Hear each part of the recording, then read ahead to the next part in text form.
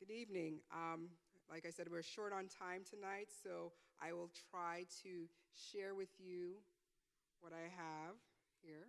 I'm good? Okay. Yes, I think so. Okay. So go for it. All right. Well, tonight we've had some great talks about stigma, about depression or mental health. We've had good talks about prevalence, about mental health, about different disorders. I'm going to take us in a little bit of a different direction. I want us to move away from, talking about disorders in terms of depression and anxiety or obsessive compulsive disorder, schizophrenia, and I want us to really look at the different factors that contribute to some of these mental illnesses. And so my topic tonight is the power of words, spoken and unspoken.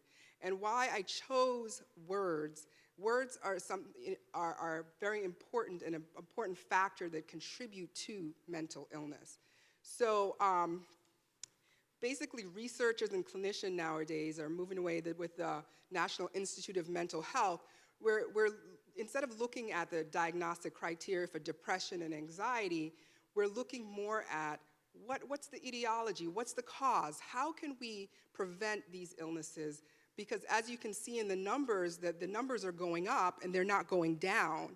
So more of our researchers and clinicians are looking towards different factors that may contribute, that we may prevent mental illness from happening. So I'm just going to move quickly. So I wanted to talk about the power of words and how words play. Now, I want you to think about it. Think about, words might not change physical reality. However, they do change your perception and how you perceive reality. So maybe take for a moment, how does a father's or a parent's words affect their children? How might the words that they say affect their children? How might a mother that says, oh, you're not good enough, you're not worthy, you're no good, how might that affect a young child? How might a husband's words or a wife's words affect their partner? No one would want you. You're no good. You're the worst wife or the worst husband ever. You're not a man. How might that affect a person and their well-being and their mental health? Or how might a teacher's words affect a child or a student? You can't learn anything. How might what kind of environment does that create within your mind to affect a child or affect a student?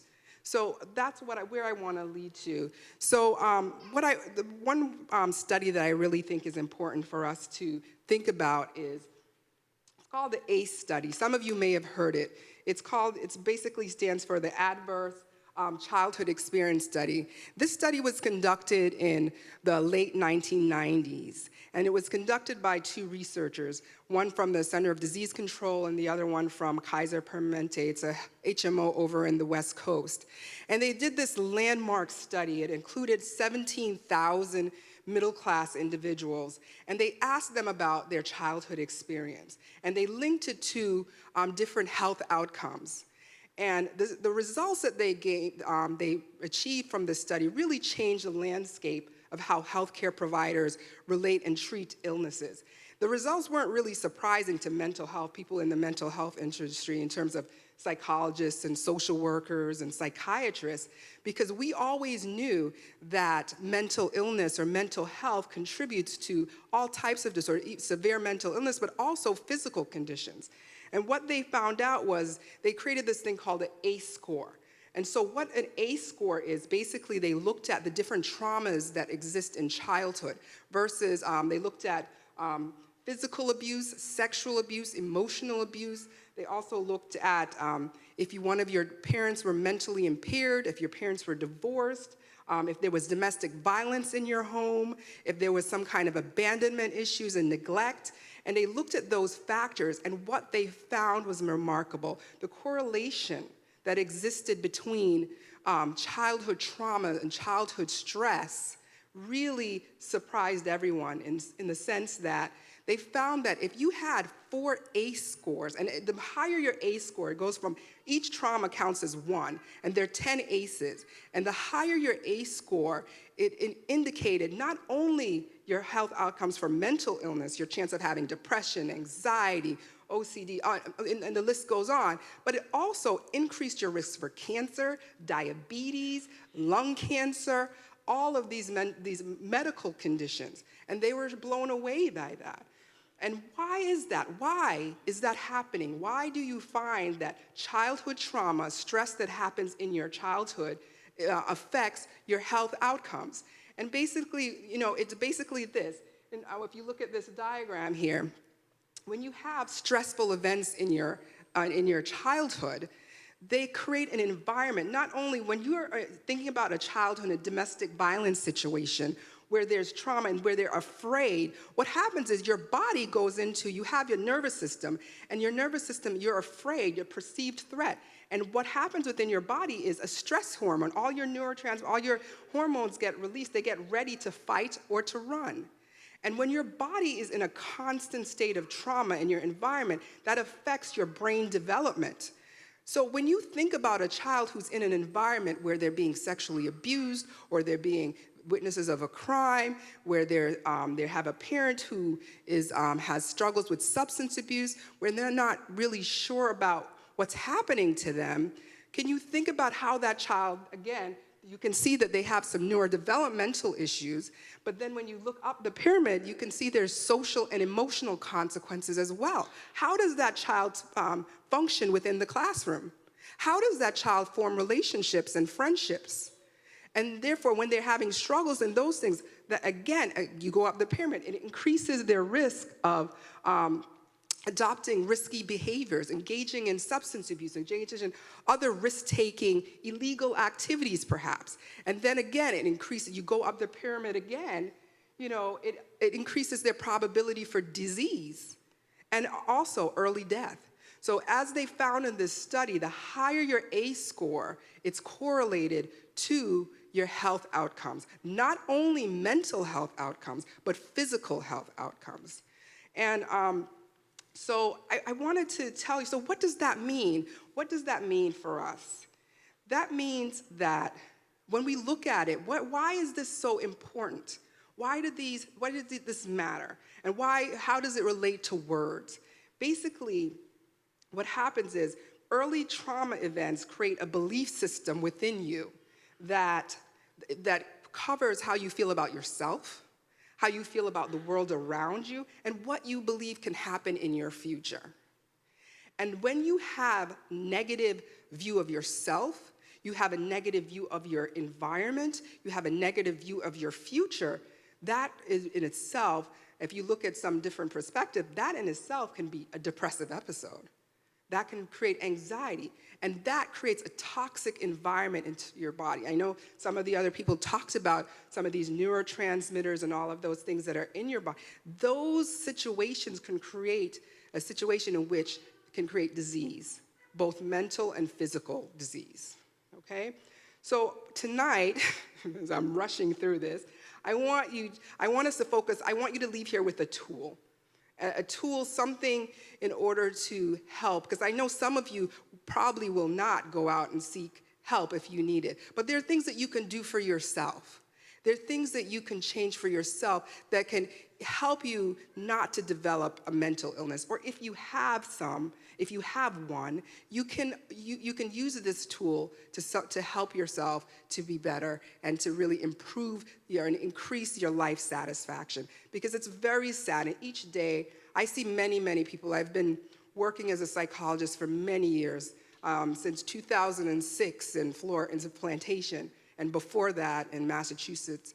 So I've seen a lot of people struggle, and it's very sad that before they even get to seeking help, the stigma attached to mental illness prevents them. And it's sad, even in churches, I work with a lot of people in churches, it's very sad that churches are not a safe place for people with mental illness a lot of times, and it's not because people don't care, they just don't know how to care. So I want to talk about how to care for yourself and how to care for other people who might be suffering from mental illness, how you can walk with them, come alongside them, and perhaps help them to maneuver their way through so that they can improve their life satisfaction. And words are a way to do it. So what I want to talk about is cognitive distortions. And that's just another big word for thoughts. So basically, what are cognitive distortions are errors and biases in our thoughts that we have, okay? And they can lead to faulty assumption and basically have decreased satisfaction in life. So one of the first ones that I wanted to go over was overgeneralizing. Overgeneralizing, when you make sweeping conclusions based on a single event. Basically, maybe because you've been, sexually assaulted as a child, you may feel like, if you're a girl, you may feel like all men are bad. And that's basically your generalization. If you have that internal schema, internal thought, and those cognitions, and that's your guiding force, all men are bad, and men only hurt me, then perhaps how do you form relationships? Think about that. And it's a very common one that I see a lot. That, to tell someone that, you can have a good relationship. And what they'll usually say is, I've never seen one. Because in the environment that they've grown up in, they haven't seen a healthy relationship. They've seen a lot of abusive relationships. So they don't even have that in their thoughts to really conceptualize that it's possible that men don't hurt. Or there could be a good man out there. Or vice versa. They can be people, all women are bad, or all women are deceiving or scheming. And you have that negative cognition, negative belief system. It's called overgeneralization, okay? The next one, quickly, I'm going to do mind reading. So that's basically just basically thinking that you know what other people are thinking. That you overly generalize as to what other people are thinking. If you go into a cafeteria, you'll hear it with kids a lot. Everybody's staring at me. Everybody's looking at me. I'm eating alone. They must think I'm weird. And that's basically mind reading. You're basically you're thinking you can figure out what other people are feeling and thinking about you.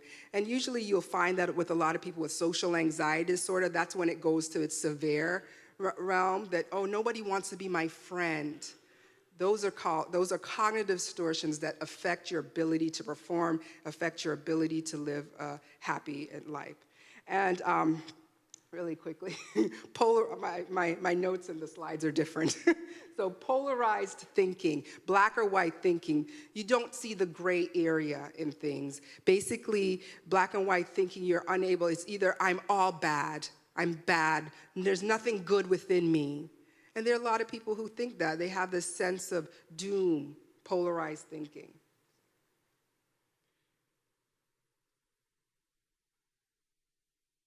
So selective abstractions, basically, just really quickly, drawing conclusions on the basis of just one or many elements in things. So you can either magnify or minimize. So that's why I have it under that. You can magnify something. For instance, you've taken a test and you thought you failed a quiz. And you failed a quiz, so therefore you failed the whole course. Therefore, you need to drop out of school. And a lot of people have that. And so you have these cognitions, and you ruminate on it and ruminate on it. And the next thing you know, you got a 90 on the quiz, and you're already in tears and ready to drop out of school. And maybe the quiz is only worth 3% of your grade. So these are cognitions that really, and we all have some of them. So this is not, if you are having some of them, it's not pathological. It's just a matter of the degree in which you have something. And if you are ruminating on something, then perhaps it can turn into something, into a mental illness, and actually decrease the quality of your life. Fortune telling, thinking you can predict the future, thinking you can predict what's going to happen. And also personalization, attributing negative feelings of others to oneself, blaming yourself for something that can't be your fault. You know, this you can see a lot in domestic violence situation. You know, it's my fault that he hit me. You know, I really should have kept the house cleaner, and that's why he hit me. I have to be a better wife. You know, I really, you know, I don't know why I do these things to make him angry so that he'll hit me. So those types of personalizations that when you say them long enough, I mean, when we say it out loud, you might think, oh, of course someone may not know that's not true. But actually, when you have these cognitive distortions, they feel like fact. And a lot of times they're automatic in your head and you don't even realize you're thinking them.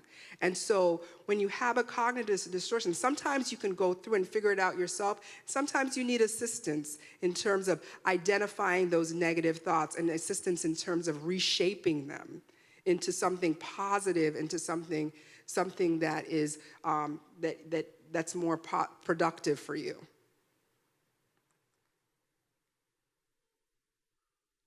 So basically, here's what I want you to take away. I got here quickly. This two-step intervention, basically. I had some cue cards here. I wanted my husband to hand them out, actually. What I want you to do on one side of them, because I want you to really take this home and to really, you know, do it for yourself, and also you can work through this with other people. So the first thing is to recognize a reoccurring negative thought that you have. And we all have them. We all have them in terms of, you know, like even today, I'm coming up here, oh, I'm gonna forget everything I have to say. You know, we all have them. It's like, oh, you talk about this all the time. I feel like a broken record. I say this to my clients all the time. But in my mind, I had this cognitive distortion. I'm gonna forget everything I have to say. So we all have them. It's about recognizing what they are and being able to reshape them to something more positive and something more helpful. Because if you think about it, the negative cognitions really don't serve you well. Some people will tell me when I try to talk to them about it, they'll say, you know, but I'm just being real. I'm being more realistic. But basically what you're doing is focusing on the negative. You have a negative bias. Because what's equally true is that you might, like for me, you might be able to go and remember everything. If you focus on the negative bias, it diminishes your ability to perform. It's much more effective and efficient to focus on what is possible and what's probable and what you want, what you hope, because that will increase your chances of actually achieving what you want, you know, and actually performing your best. So on one side of the paper, the index card, I want you to write something that you've been telling yourself, a negative, think about it really close. It's something that's deep inside that you've been telling yourself, a negative, that shows a negative bias. Yeah, this is not anything that you need to share. And if anyone's watching at home still, that you can do this at home too, and I think it's important that we all do it. I've done it before for myself. Anytime I'm trying to get over something, I'll use these cards, and I'll write. And then on the other side of the card, the second step is to create a rational thought substitution. Okay? So to create a rational thought substitution. So basically, if I use myself like today, you know, oh, you're gonna forget everything, you know, and then you start to go through your negative thought process, you can turn it back over and be like, you know what? You've done this before. It's not anything that's new to you. This is something that you can do, so just do it, you know? Be positive about it, okay?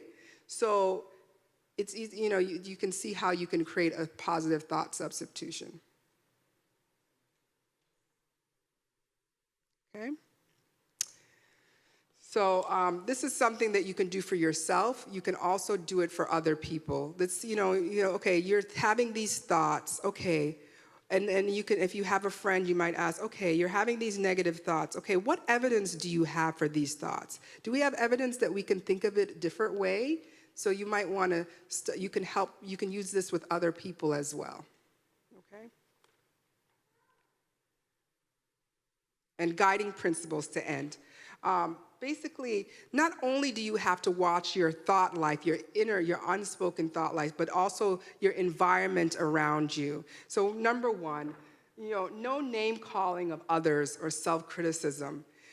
Name calling of others is important because you're creating a negative environment.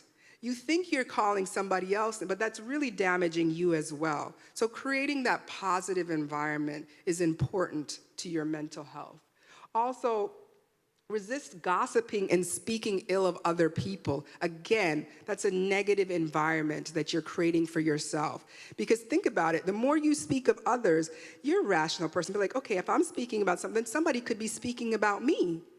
And so, in essence, you're tearing yourself down when you're speaking about others. So refrain from doing that, and that's creating a negative environment for yourself and the person that you may be speaking to.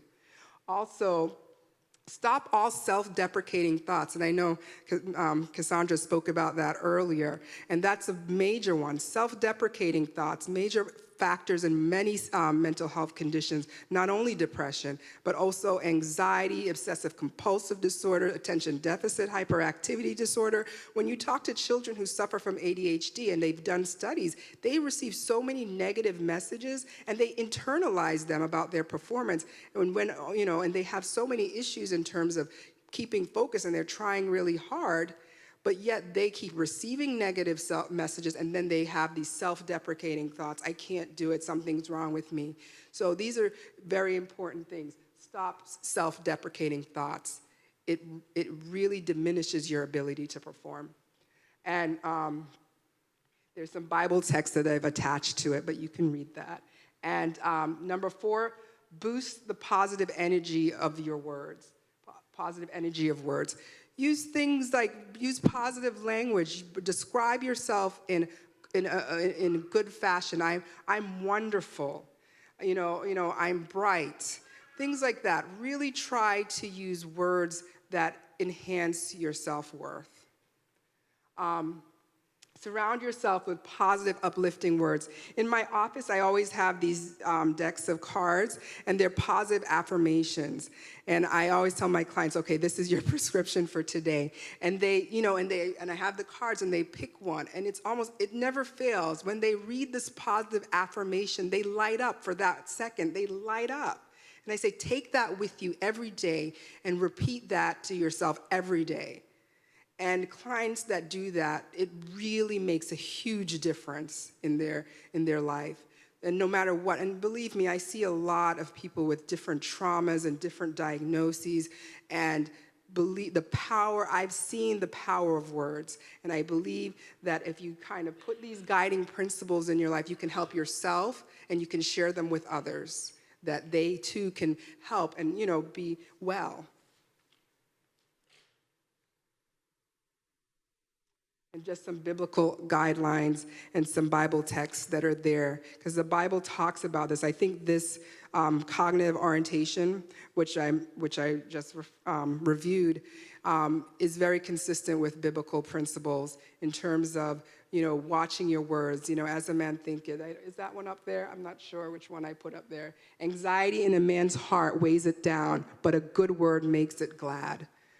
There are many texts in the Bible that talks about words and talks about the power of words. So tonight I want you to take that with you and take that activity with you and really be well.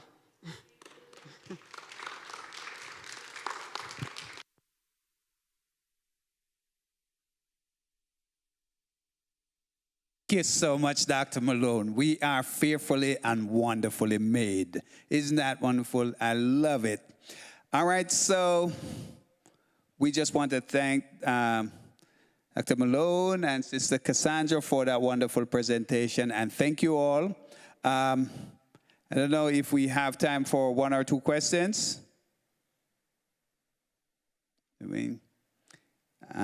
Anybody have any questions for Cassandra or Dr. Malone? Any questions? All right, so I guess the presentation was well done. You have answered all the questions. And thank you all for coming. We're just going to get together in circle and, like we always do, just close with prayer.